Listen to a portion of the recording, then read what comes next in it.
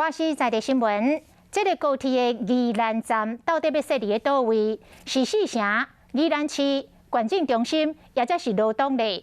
讲这个交通部的意思是确想要设伫个大溪四城。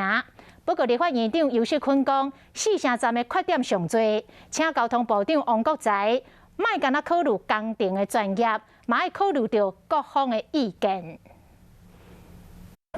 高铁要驶到宜兰，不过要停伫道真歹定案。宜兰出身的立法院长游锡堃讲，反对四城站是共识。交通部认为四城站起的成本上低，不过游锡堃认为交通部卡袂到，就讲尊重专业。爱部长王国材莫干那考虑工程专业，佮讲海底崩坑拢会使驶，工程会有偌难。王国材嘛提出解说。我都是学交通的。 但是地方最熟还是他们宜兰最熟了哈。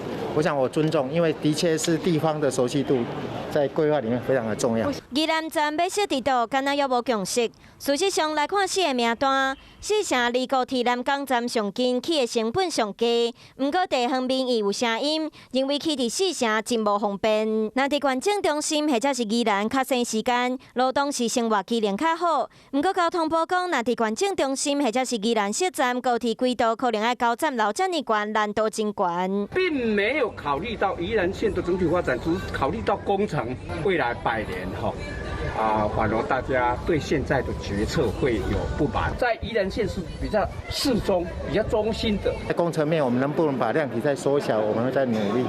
那院长声音我们听到哈。王国材讲，每一个站拢有优点和欠点，高铁宜兰站嘛还未定案，不过选地址的问题就不甲吵吵闹闹，地方势力继续来小济，高铁上尾也要停伫倒，恐惊是真歹，互大家拢满意。